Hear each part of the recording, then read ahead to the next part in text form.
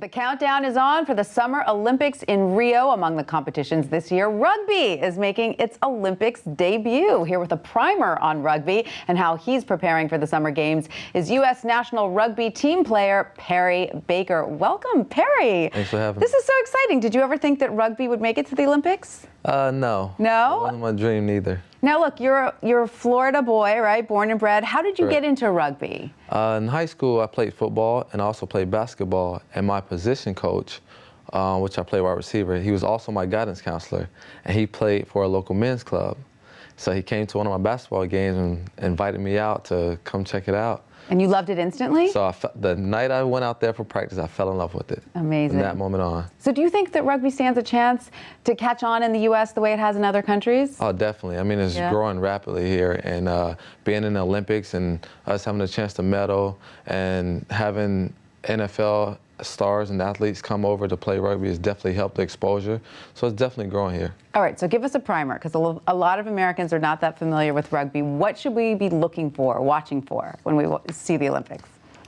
Just a lot of fun going on. Ball moving fast and people scoring left and right because you're on this big field with 7 guys. It's a lot of space, so you have a lot of scoring, and it's just fun, a great game to enjoy. And so what is your training day like? What do you do every day now? So typical day, I start probably at 7:30 in the morning and it go to about 5. We'll have a gym session in the morning, maybe a meeting, then we'll have 2 or 3 field sessions also. In between, we'll have lunch, and then we'll have our recovery in the evenings. Speaking of lunch, tell us your diet. Do you guys just have to pump the calories in?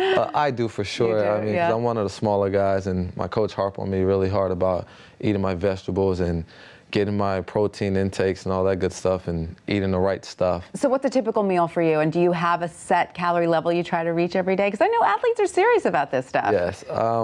So I will have my couple protein shakes a day. I have one in the morning. I have one after training sessions. I have one after we work out. I have one before I go to bed. So I'm always having my protein intake. Right. And trying to get my calories up there. Lunch, I will have my rice, my grains. I always have a bowl of fruit and things like that. Sounds healthy. Yeah, it's And you're very not allowed healthy. to drink right now when you're training, or you're allowed a little bit? You have your times where you're allowed to. Yeah. I mean, it's always, you have your downtown, so I'll get a cold one if I need it. So tell us about this ball. This is what the rugby football looks like. It's bigger than a regular football, right? Correct, it is. Show us how you hold it. Is it? I mean, I can't. It's too big for my hand even to get around it. See clips of me, sometimes I'm holding it like an actual football because I'm just it's natural for me. I'm used to holding it like this, but good rugby guys and guys who make plays, they hold it like this when they run, or they hold it to their body like this when they run.